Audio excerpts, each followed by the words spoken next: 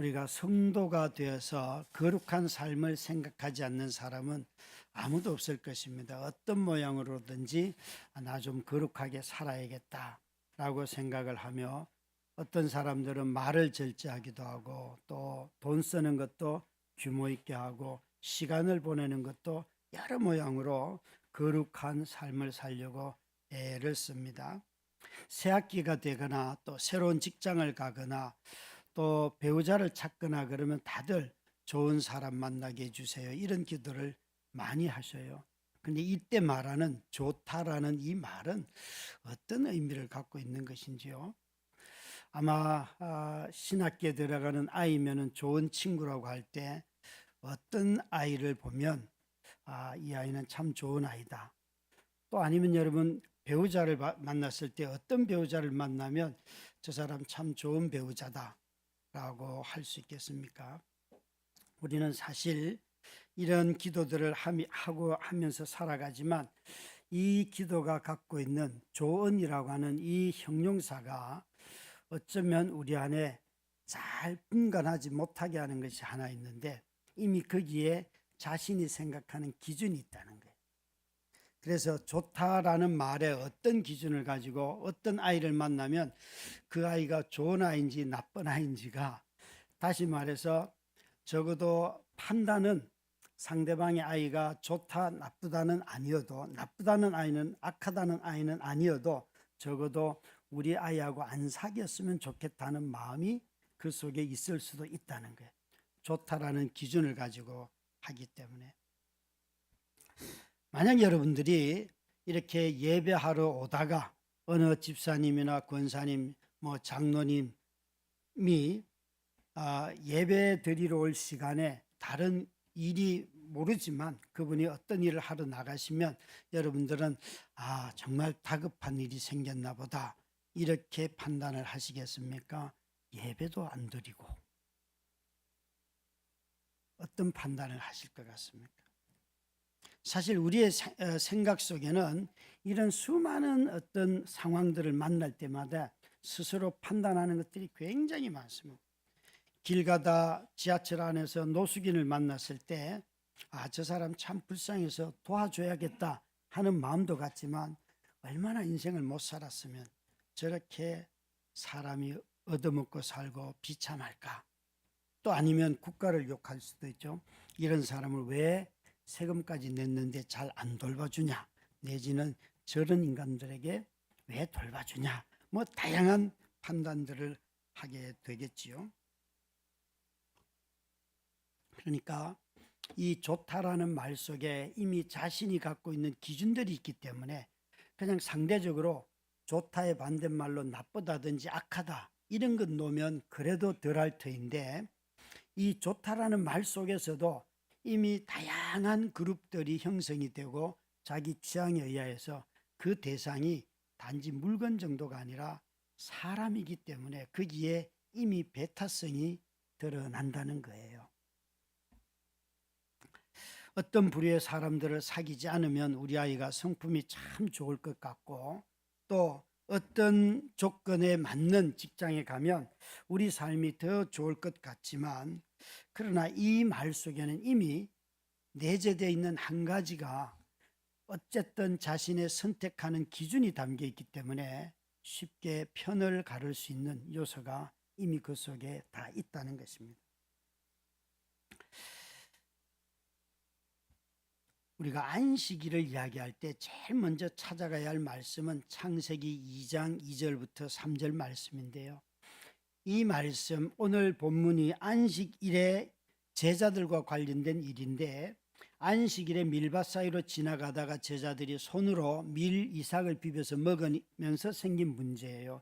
그래서 이 안식일에 관해서 언급하려고 하면, 도대체 주님이 말씀하신, 하나님이 처음 세상을 만들 때 저 안식이라는 말, 이것이 안식일이 되는데요, 그 말의 뜻이 뭘까라는 것을 분간하지 아니하면 이 본문은 오해하기가 매우 쉽습니다. 여러분, 저 본문에 창세기 2장 2절부터 3절 말씀을 한번 같이 읽도록 하겠습니다. 하나님이 그가 하시던 일을 일곱째 날에 마치시니 그가 하시던 모든 일을 그치고 일곱째 날에 안식하시니라. 하나님이 그 일곱째 날을 복되게 하사 거룩하게 하셨으니 이는 하나님이 그 창조하시며 만드시던 모든 일을 마치시고 그날에 안식하셨음이니라. 자, 여기에 이 구절에 일곱째 날에 안식하셨는데 그 끝에 보면 복되게 하사 거룩하게 하셨으니, 이 거룩함이 무슨 뜻인지를 알아야지만 안식일에 있어서 거룩함이 무엇을 의미하는지를 우리는 더 잘 알 수가 있어요. 여러분, 저 말씀을 가만히 보시면 하나님은 일곱째 날에 일을 안 하시고 쉬셨다는 거잖아요.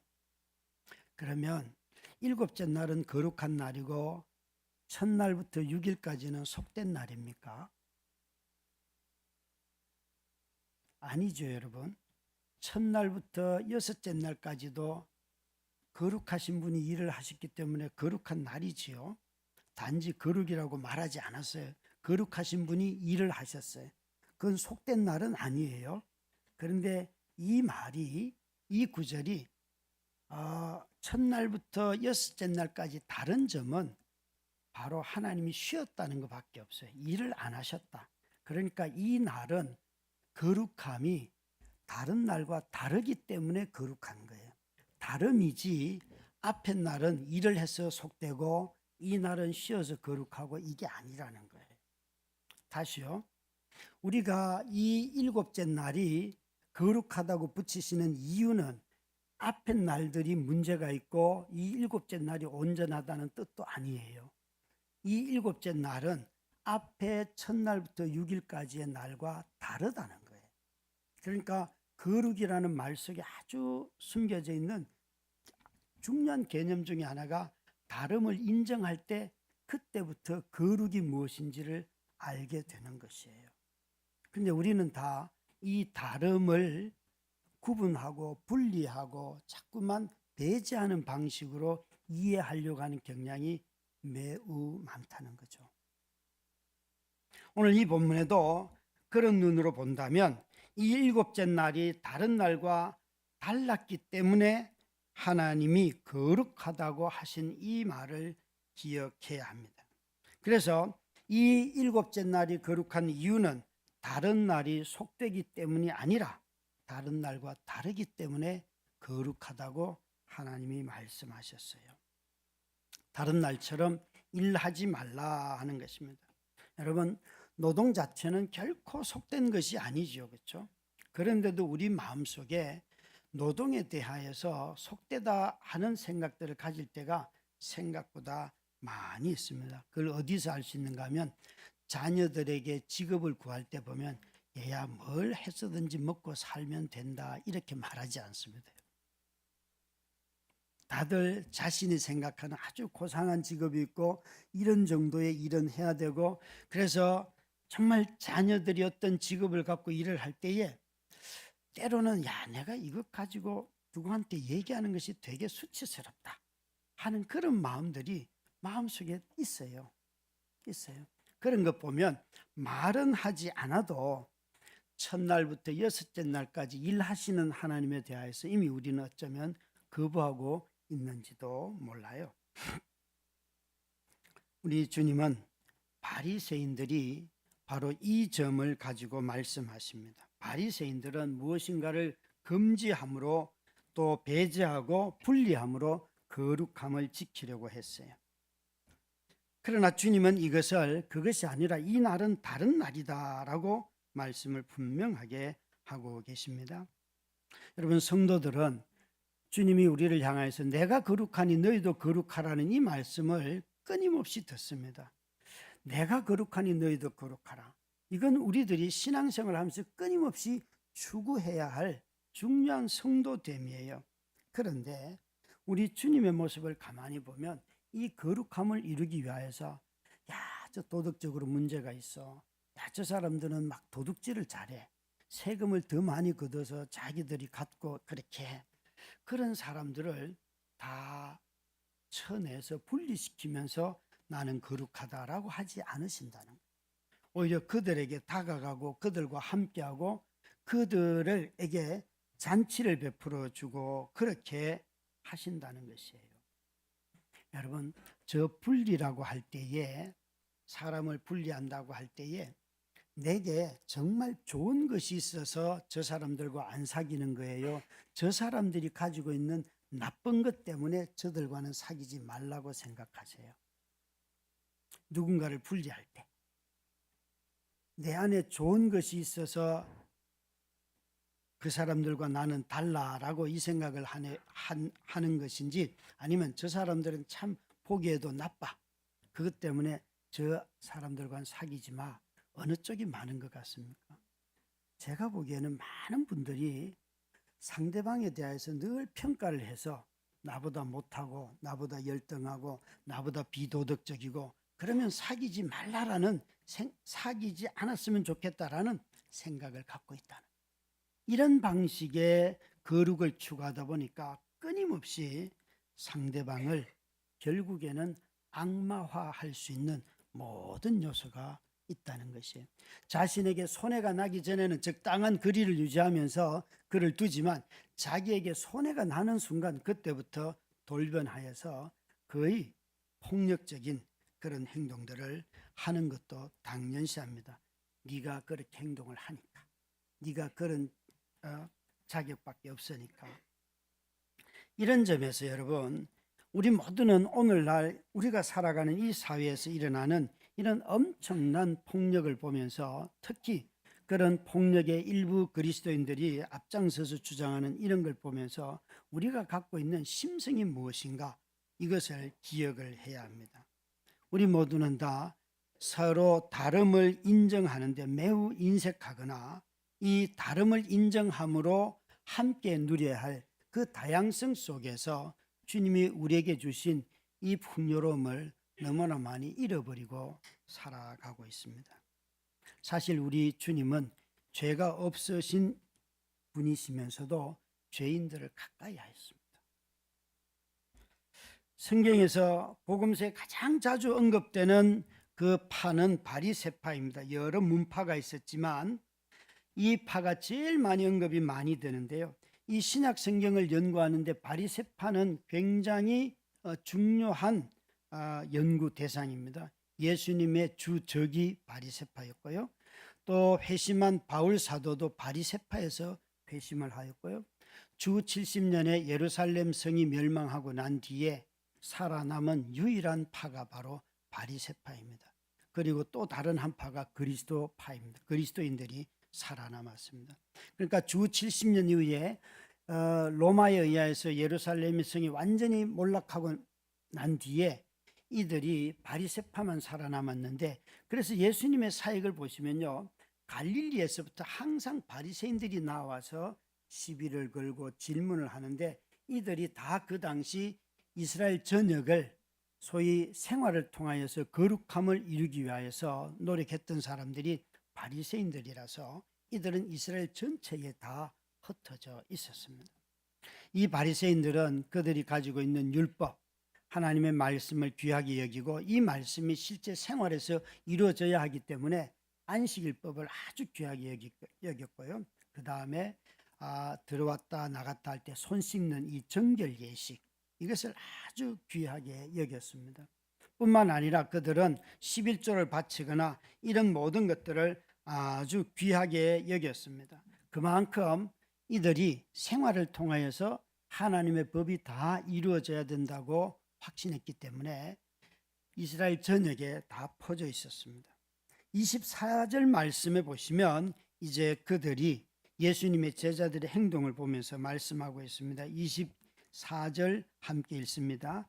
바리새인들이 예수께 말하되 보시오 저들이 어찌하여 안식일에 하지 못할 일을 하나이까. 여기에 저들이 어떻게 안식일에 하지 못할 일을 합니까? 일부 예배 때는 이들이 생각하는 39가지가 있다고 한 예를 들었습니다. 그런데 하다 보니까 시간이 좀 부족해서 2부 설교 때는 뺐습니다. 근데 혹시라도 있으면 올려주실 수 있으면 한번 올려줘 보세요. 이들이 묻는 것은 이겁니다. 안식일에 하지 못할 일, 이들은 추수와 관련돼서도 무려 39가지를 만들어 두었습니다. 추수와 관련돼서도 39가지. 이런 것이 하면 안 되는 것들입니다. 나무에 꽃이 피었고 열매가 달려 있는데 그 나무에 달린 꽃과 열매가 너무 향기로워서 그 손을 잡고 나무 위에 올라가서 그 향기를 맡으면 이건 노동이기 때문에 하면 안 된다. 이게 그들의 법에 있어요. 그런데 이렇게 이미 피어 있는 꽃이라면 향기를 맡아도 된다. 이건 노동이 아니다. 그러니까 손 한번 잡는 게 이게 노동이에요. 아마 이렇게 하면 여러분들 버스 타고 오시는 분들은 다 지금 다 걸리겠죠. 이게 곶자이르라고 하는 추수 때의 이삭 자르는 건데 이 제자들이 이걸 했어요. 그래서 저기 있는 저 설명서는 미시나라고 하는 책에 주일날 안식일날 하지 말아야 할 노동과 관련된 39가지는 이런 겁니다 라고 있는 거예요. 그러니까 여러분 한번 눈으로 한번 읽어보세요. 여러분 얼마나 잔디를 깎지 말아야 하며 자라는 꽃과 식물을 손으로 다뤄서도 안 되고 정말 할 일이 그죠. 하지 말아야 할 일이 너무 많잖아요. 우리가 지금 거의 주일날이나 토요일날 하고 있는 모든 일들은 다 여기 적혀 있을 거예요 아마. 이들이 이렇게 하려고 했던 이유는 하나님 앞에 주일을 안식일을 지킴으로 말미암아 거룩한 삶을 살려고 했어요. 그런데 아마 거룩한 삶을 살기 전에 이 규정이 맞는가 틀리는가 그거 판단하다가 다 스트레스를 받아서 심히 병자가 많았다더라 뭐 이렇게 되지 않을까 싶습니다. 너무 많습니다 여러분. 근데 저것만 있는 게 아니에요. 무려 저와 비슷한 유가 4종류가 또 더 있습니다. 한 5종류가 나오거든요. 그러니까 저기에 있는 저 모든 것들이 저만큼의 분량이 있다고 생각해 보시면 여러분 어마어마하죠. 아마 어떤 해외에 생활하셨던 분들은 정통 유대인들을 만나면 요즘도 엘리베이터 버튼 누르는 거 안 한다는 거 아니에요. 예, 정말 그래서 아파트는 낮은 데 살아야 됩니다 여러분. 그러니까 이걸 가만히 생각해 보면 참 다 거룩하게 살려고 이런 규정들을 만들었는데 어떻게 됐을까요? 오늘 여기에 문제는 이겁니다. 제자들이 밀밭 사이로 지나가다가 이삭을 비벼 먹었다는 것은 제자들의 상태가 어떻다는 거예요? 배고프다는 거예요. 먹지 못해서. 예수님과 함께 있어도 배고플 때가 있다. 예수 믿어도 가난할 때가 있고 가난하게 꼭 쭉 평생을 살 수도 있다. 예, 그것 가지고 내 믿음이 잘못됐나 봐, 잘 됐나 봐. 그런 거 판단의 기준이 아니죠. 그렇죠? 예수님과 함께 있어도 이들이 자기가 손으로 이삭을 비벼 먹어야 할 만큼 배가 고팠다라고 말하죠. 여러분 생각에 이렇게 배고파서 자신들의 밥을 해먹고 있으면 지금 이게 안식일인데 뭐라고 말할 것 같습니까? 아니 청소년 아이들에게 이렇게 한번 설교해 본 적이 있어요. 얘들아 너희들 배고프면 헌금 가지고 밥 사 먹어도 돼. 이렇게 말하니까 애들이 그러면 됩니까? 이러는 사람이 그래도 됩니까? 라고 즐겁게 묻는 아이도 있는가 하면 선생님들은 다 반대해요. 전도사님이 그렇게 가르치면 어떡합니까? 이러더라고요. 여러분 어떻게 생각하세요? 여러분들에게 제가 이렇게 주일날 헌금 가지고 오다가 배가 고프면 다 밥 사 드셔도 됩니다. 그러면 역시 목사님 참 위로가 됩니다. 그러면서 다 밥 사 드시러 가시겠죠? 조건이 배고프면이에요. 배고프면. 그러니까 우리가 가만히 한번 생각해 봐야 돼요.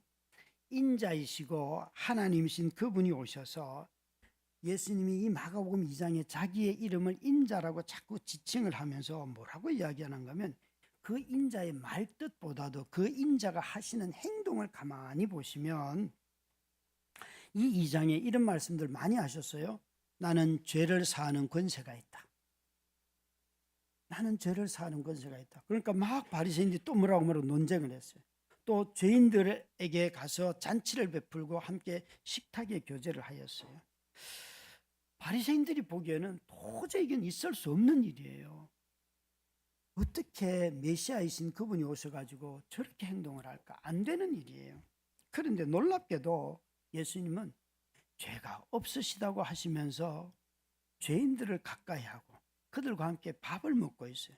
그래서 마가복음 2장 16절에 바리새인들과 서기관들이 예수님을 저렇게 평가를 하고 있어요.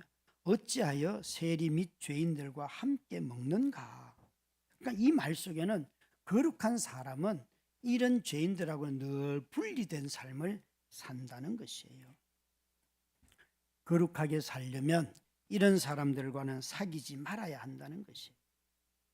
사랑하는 성도 여러분, 저와 여러분이 어쩌면 우리 한국교회가 이런 모양으로 진리의 진리됨을 가르치다 보니까 오늘 우리는 어마어마한 어려움 속에 빠져버렸어요. 여러분, 진리는 배타성이 있습니다. 그러나 진리는 여러분 배타성이 있지만 이 진리가 진리로 드러나는 것은 포용성이에요. 진리는 배타성이 있지만 포용성으로 진리가 드러납니다. 예수님만이 유일한 구원자이시고 예수님만이 우리를 하나님께로 인도하시는 길이고 진리고 생명이세요. 그런데 그 예수님이 우리에게 이 배타성이 있는 유일한 하나의 길밖에 가르쳐 주지 아니하셨지만 그분이 이렇게 말씀하세요. 서로 사랑해라. 서로 사랑해라. 그리고 원수도 사랑해라. 너희들이 죄인들처럼 사랑하면 그건 아니다. 정말 예수님은 놀라운 말씀을 하고 계셨어요. 여러분, 구원받는 길은 오직 예수 그분밖에는 없습니다. 그래서 예수님이 이 배타성을 가지고 사람을 대하라고 한 것이 아니고 놀랍게도 이웃을 내 몸처럼 사랑하라 말씀하셔요. 그래서 그분은 거룩하시고 죄가 없으신 분임에도 불구하고 분이 죄인들을 다가가서 그들과 함께 식탁의 교제를 누리고 잠을 자고 함께 여행을 가고 복음을 전하고 그들이 어려움을 당하면 그들을 비난하는 자들을 대하여서 판단하고 오히려 비난받는 제자들 편에 서 계셨던 것입니다. 여러분, 진리는 배타성을 가졌지만 이런 포용성으로 드러난다는 이 말을 우리는 잊지 말아야 합니다. 바리새인들은 그들이 거룩하게 살려고 그렇게 미시나에 있는 그 엄청난 주일 노동하지 말라는 규정들을 다 갖고 있었습니다. 그들은 정말 거룩하게 살려고 열망을 가지고 있었어요. 생활 속에서 손을 씻고 누군가 사람이 오면 손 씻을 물을 주면서까지 그들이 정결해야 된다고 가르쳤습니다. 그들의 목적은 하나님의 백성들은 거룩해야 된다 하는 것이 목적이었어요. 그런데 이런 거룩의 추구가 무엇을 낳았는가 하면 분리를 낳고 사람을 정죄하고 판단하는 그런 엄청난 갈등을 낳고 차별을 낳았다는 것이에요. 여러분, 거룩함이 이 다름으로 구별되는 내가 가진 삶의 생각, 내가 이웃을 대하는 태도, 내 삶의 어떤 성품 이런 걸로 다르다고 증명이 되지 않고 내가 가진 규정을 가지고 남을 자꾸만 분리하기 시작하면 언제든지 우리는 폭력적인 사람이 될 수 있습니다. 오히려 나와 다른 사람들을 이렇게 포용하면서 동등하게 사람으로 대하고 함께 살아갈 때에 우리에게 있어서 그들이 또 우리 자신의 말을 통하여서 예수가 오직 유일한 길입니다 라고 말하면 사람들이 맞습니다 라고 말하는 것입니다. 사랑하는 성도 여러분, 성경은 이런 진리의 배타성과 더불어서 이 포용성을 한마디로 사랑이라고 하는 것입니다. 사랑이라고. 그래서 예수님은 안식일이 사람을 위해서 존재하지 사람이 안식일을 위해서 존재하지 않는다 그렇게 말씀하셨습니다. 창세기의 1, 2장에 그렇게 여섯째 날까지 세상을 만드신 분이 쉬는 이유는 내가 사람들이 다 쉬도록 하기 위함이다. 그 말씀을 하고 계시는 것이죠. 이 바리새인들은 제자들이 안식일에 하지 못할 행동을 했다고 판단하였습니다. 그러니까 고의적으로 안식일을 법을 어겼다는 거죠. 그런데 예수님은 제자들을 옹호하십니다. 그것도 이 바리새인들과 유대인들이 제일 좋아하는 다윗의 행동을 가지고 와서 25절 26절에 보면 다윗이 어떻게 했는지 너희들이 알지 않냐 라고 말씀을 하십니다. 다윗은 자기와 함께 사울을 피해서 도망갈 때 놉이라고 하는 곳에 이르렀는데 그곳에서 배가 고팠어요. 무려 3일 동안 굶었습니다. 그래서 이 제사장 아비아달이라고 나왔는데 사실은 아히도벨입니다. 이걸 기록하는 아마 서기관들이 잘못 이름을 기록했어요. 그 놉에서 일어났던 이 사건 해당자는 제사장 아비아달이 아니고 아히도벨입니다. 여러분 성경은 문자 그대로 다 하나도 틀림이 없다 이런 말들을 주의하셔야 돼요. 그것은 여러분 과장법인데도 불구하고 마치 그렇게 하면 이런 서기관들의 오류들 이런 걸 어떻게 할 거예요? 생각보다 많습니다, 여러분. 그래서 성경이 말하는 의미나 내용이나 하나님의 어떤 분이 이런 걸 알려주는 데는 흠이 없는 책이지만 글자로서 어떤 부분에 있어서 얘기를 하면 그럴 수 있습니다. 이게 전달되는 과정에서 유실되는 것이 얼마나 많습니까? 그래서 이런 것들 가지고 논쟁할 필요는 사실 없습니다. 이 다윗 왕의 이야기를 가지고 와서 말하면서 이렇게 말하면 이게 3일 동안 굶은 다윗이에요.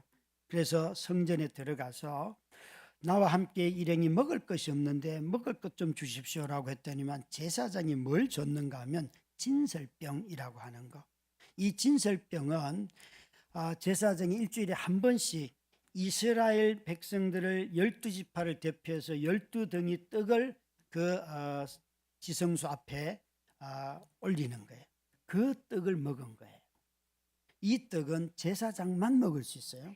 절대 일반인은 먹지 못해요.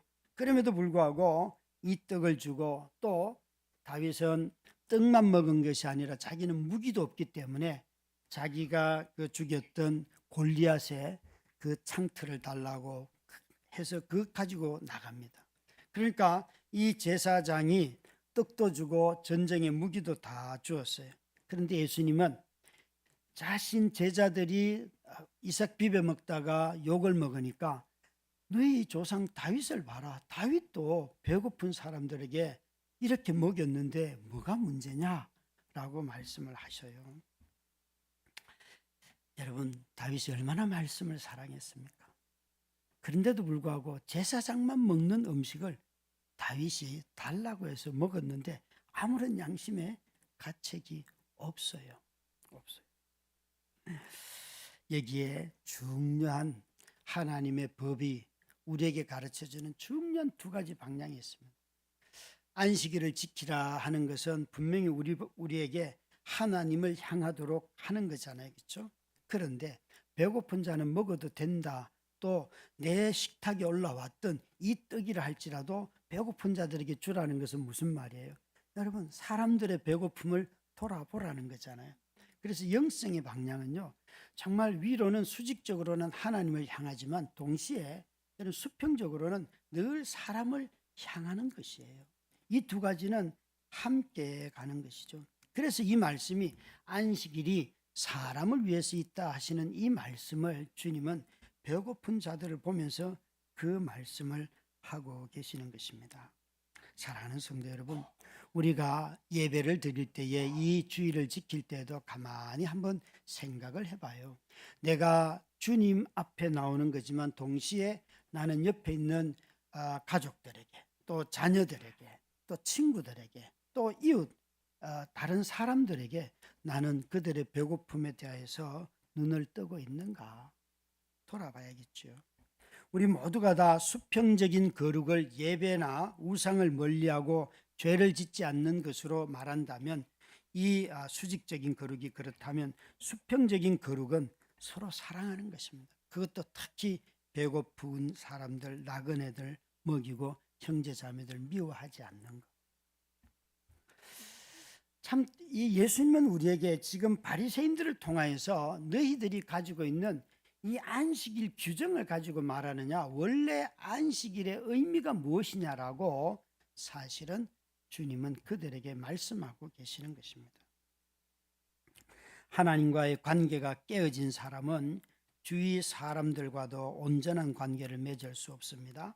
마찬가지로 사람들과 수평적인 관계가 깨어지고 무너진 상태로는 하나님과의 온전한 관계를 맺을 수도 없습니다.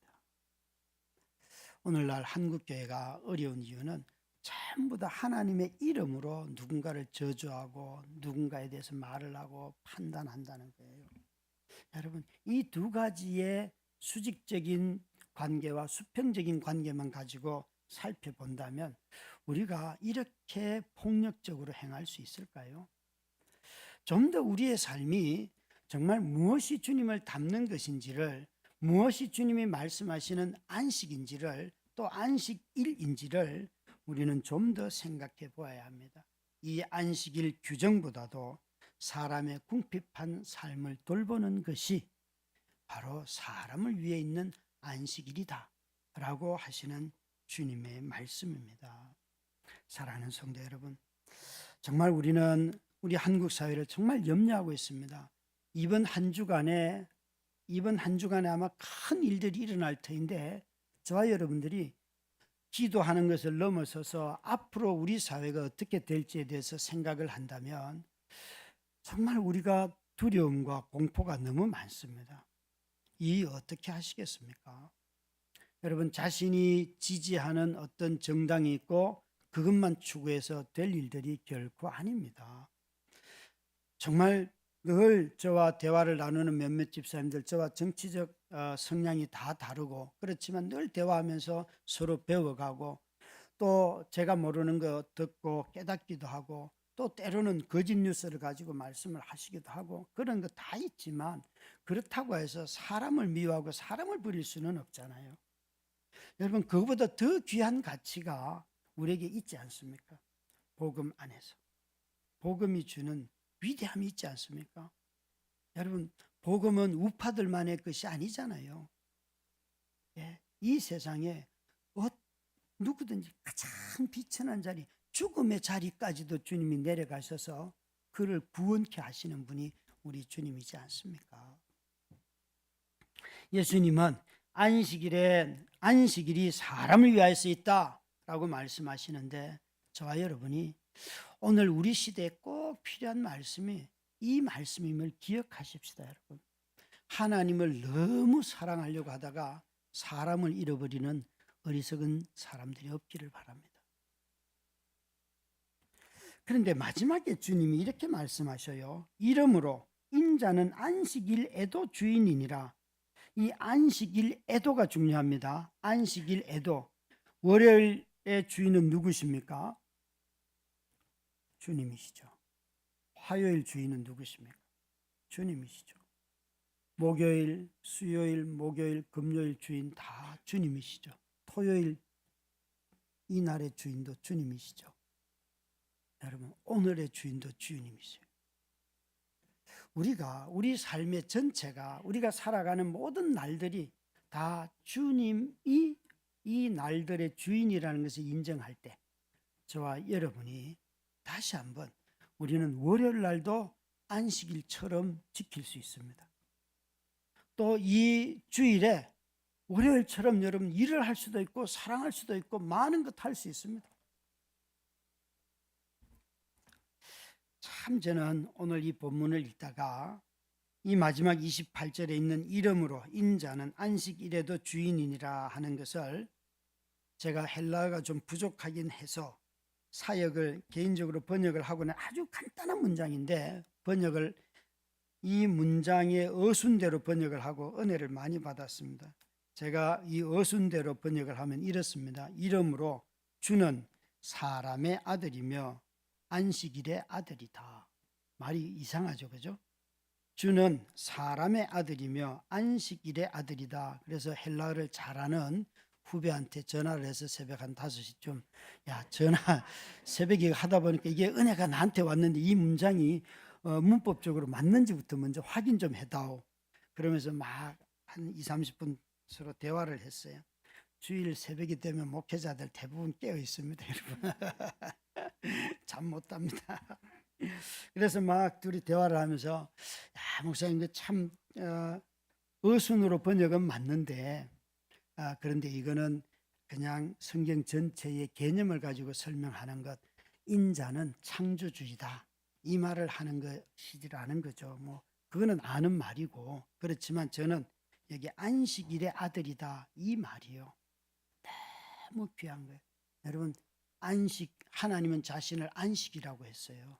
그래서 우리가 여호와께 다 피난처되고 주의 품에 달려갑니다. 그게 다 하나님이라는 뜻인데 주님이 이렇게 말씀하시네. 내가 이제 안식을 주는 자야. 수고하고 무거운 짐진 자들아 다 내게로 오라. 내가 너희를 쉬게 하리라. 라고 말씀하시면서 주님이 덧붙였어요.